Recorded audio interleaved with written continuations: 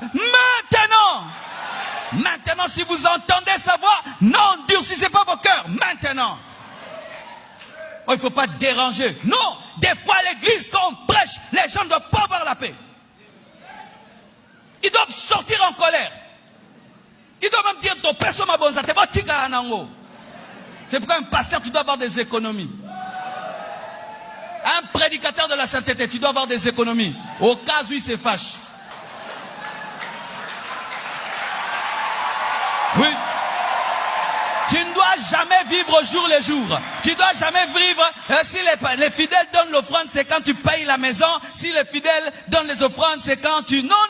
Tu dois avoir des économies et être capable de faire des tentes s'ils refusent de soutenir ton ministère parce que tu les déranges. Même si tu es mon partenaire, si tu es impudique, tu iras en enfer. Si tu es adultère, tu iras en enfer. Même si tu es mon partenaire, tu me donnes des dîmes. Si tu vis dans l'impudicité, tu iras en enfer.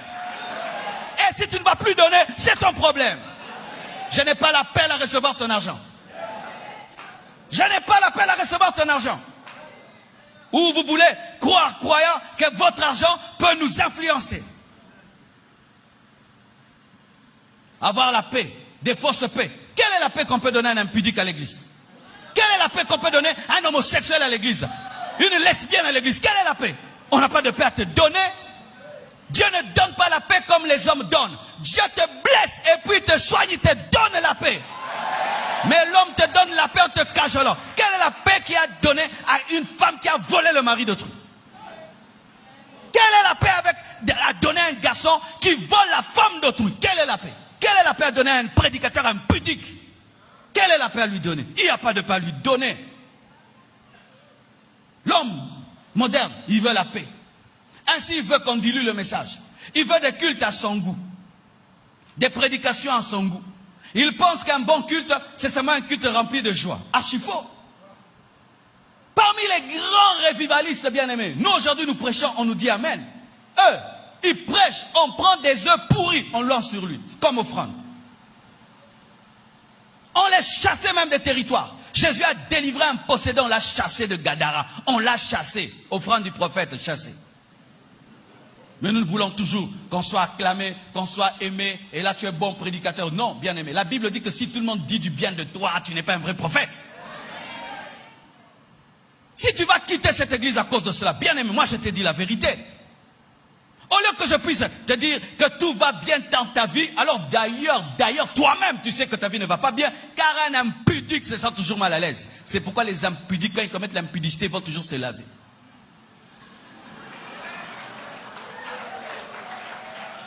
Il n'y a pas d'impudique qui ne se lave pas après l'impudicité. Et ils utilisent beaucoup de savon. Vous savez pourquoi? Pour enlever l'odeur du péché. Tu as besoin du sang de Jésus. Tu n'as pas besoin de savon. Tu as besoin de te repentir. Tu n'as pas besoin de savon. Oui, sur 100 impudiques, 90 se lavent toujours après le péché. Pourquoi? Parce qu'il faut un rituel moral et psychologique pour qu'ils se donnent l'impression de s'être débarrassés de ce qu'ils viennent de faire. Mais ton corps a péché, mais ton âme aussi. Alors tu as lavé le corps, l'âme tu l'as lavé avec quoi?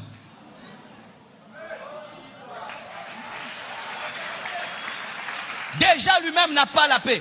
En tant qu'impudique, il n'a pas la paix. C'est ainsi que pouvait avoir une femme, elle a tout, mais avec un mari d'autrui. Mais un jour, elle dit j'arrête, elle laisse la maison, les voitures, parce qu'elle n'a jamais eu la paix. Elle sait qu'elle est voleuse. Mais toi, maintenant, tu la rencontres, tu dis que tout va bien, alors qu'elle, elle sait que tout va mal.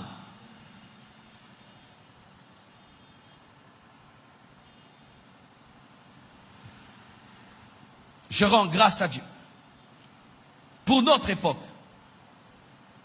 Il m'est arrivé en 1990 de donner ma vie à Jésus-Christ et puis je suis rentré en arrière. Et un jour, je suis allé dans une église pour draguer une fille. Et dans cette église-là, on ne jouait pas. La prédicatrice est montée. Elle a prêché comme si elle me voyait. Elle m'a enlevé ma paix. Mais je suis revenu à Dieu jusqu'aujourd'hui. Qu'est-ce qui sert à un homme de gagner le monde entier s'il perdait son âme? J'étais allé dans cette église pas pour prier. J'étais allé dans cette église pour une fille. Comme des aventuriers qui sont venus ici aujourd'hui.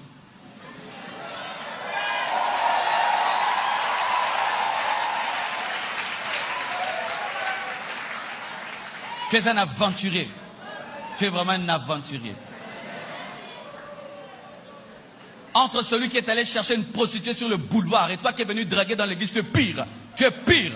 Toi, c'est dans la maison de Dieu que tu cherches des copines. C'est dans la maison de Dieu que tu couches avec des femmes. C'est dans la maison de Dieu que tu couches avec des copines. Tes copines, tu les attrapes à l'église.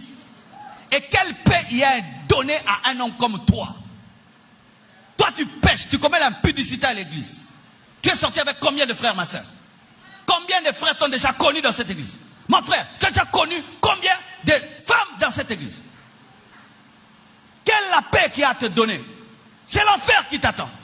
Tu ne seras pas enlevé. Tu perds ton temps à l'église. Quelle est la paix à te donner? Si ce n'est que de te pousser à te repentir, à te réconcilier avec Dieu et abandonner réellement